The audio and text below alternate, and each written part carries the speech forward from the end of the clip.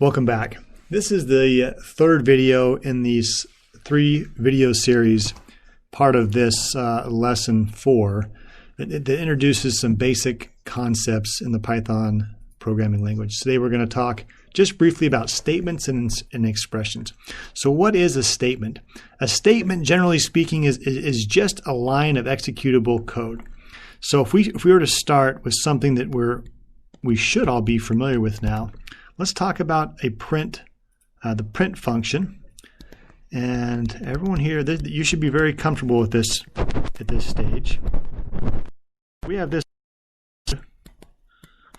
print hello world. This is a statement.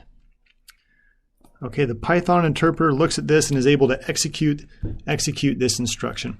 Another statement might be something like this. And this is, we're going to create a variable called myString, and we're going to assign the value of hello world to this variable. So myString, hello world, if you remember how this works, this is the assignment operator, this formerly known as the equals sign, and hello world now is being assigned to this variable myString. Okay, that makes it look like an equal sign there. Circle that and make it look a little bit better. Okay, this is another statement. But what we also have in this statement is we have an expression. And that's what's over here in the green, this hello world. Now, it's a very simple expression, but what we mean by expression is something that gets evaluated. Okay, and hello world in this case, within single quotes, gets evaluated and assigned to myString as a string hello world. Now, let's do another example of an expression a little bit more complex. So let's look at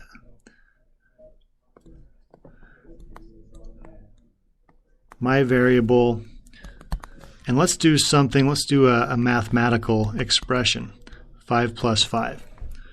Okay, so now the expression portion of this, again, is the 5 plus 5. So what's happening here? Well, this 5 plus 5 gets evaluated, and then after it gets evaluated, it gets stored in my variable. The whole thing, the whole line of code is a statement, but the expression portion is over here. And expressions are generally found on the right-hand side of an assignment operator.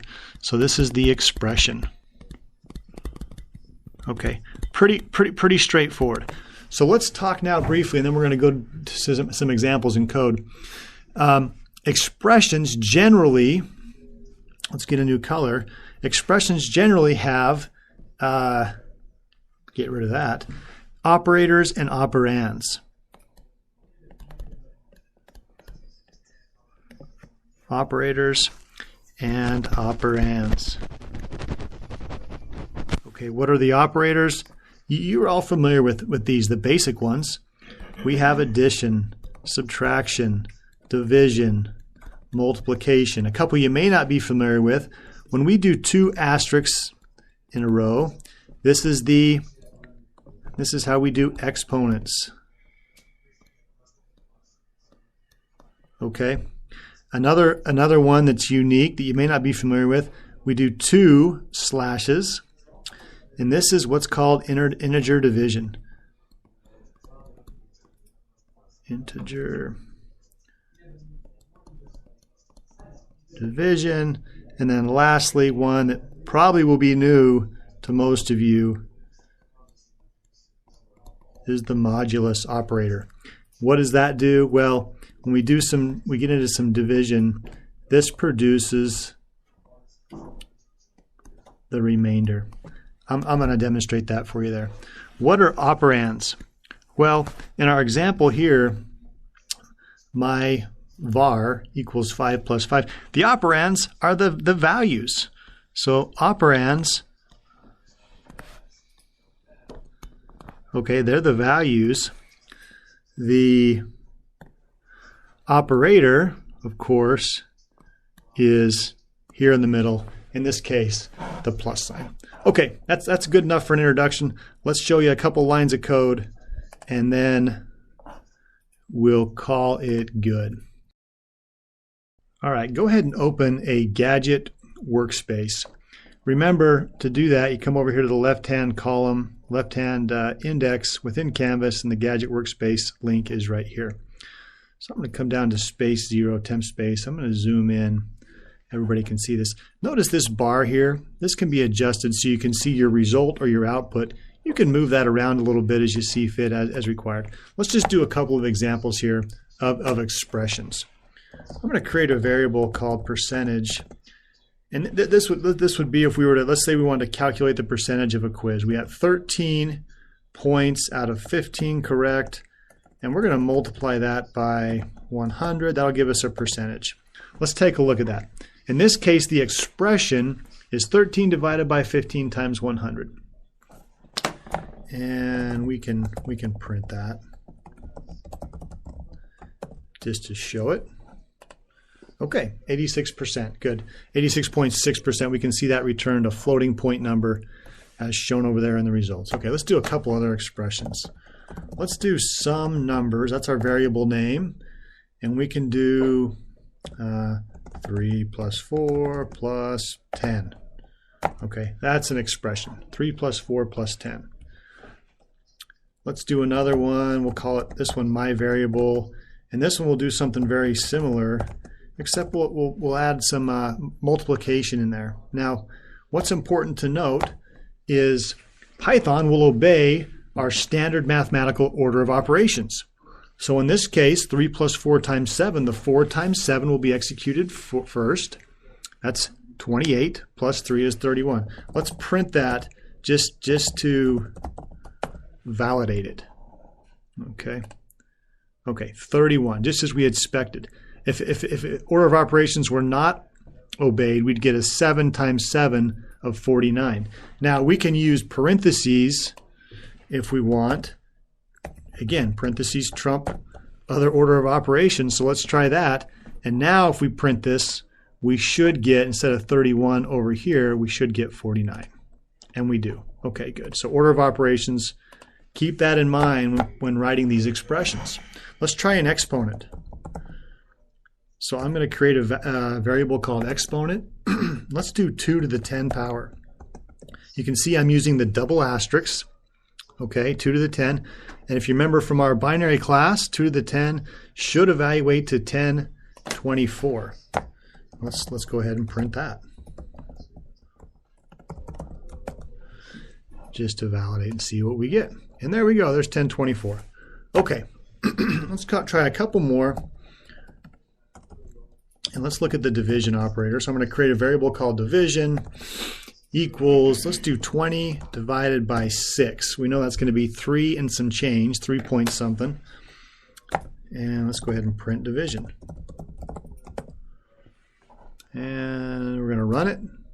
3.3, so 3 1/3. Now, take note, let's change this to integer division. What do we mean when we say integer division? Well, what we mean is it's going to return an integer. This is a floating point number, clearly 3.3. It's got a decimal place and it's got some values after the decimal place. What integer division, it's going to truncate this just as if we were to convert this to an int in our type conversion. So let's go ahead and run that again. We expect to see the value of 3. Let's validate and make sure we get that. And we do. There's our division.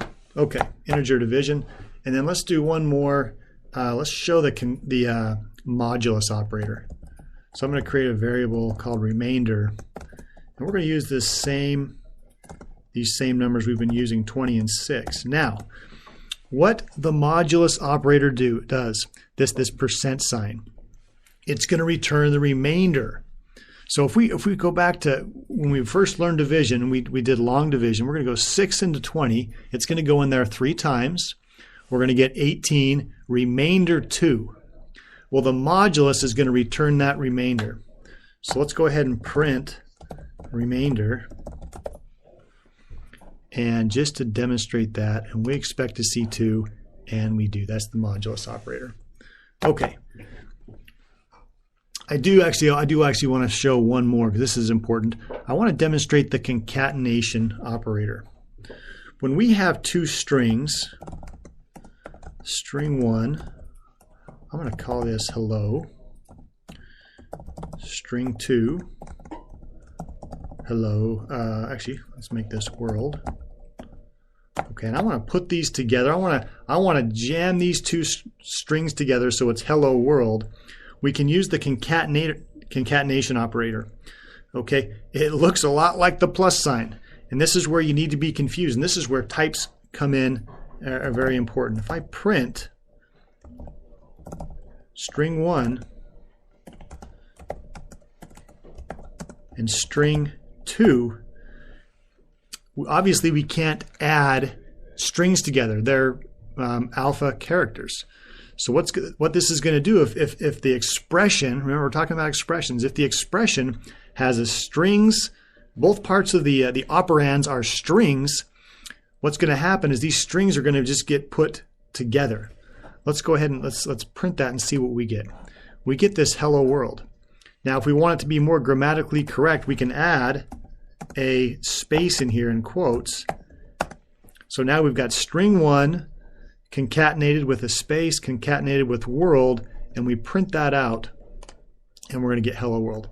Now if we were to mix a string in there with an integer or a float, we're going to get an error. Python's going to tell us, hey, I don't know what you want me to do. You've got a string for one operand, you've got an integer for one operand. I don't understand what you're doing. Whereas if we go back to the example up at the top here, when there's just an integer or a float as operands using the plus sign operator, the computer, Python, the interpreter knows exactly what to do there. Okay, that's it for statements and expressions. I hope this video was helpful.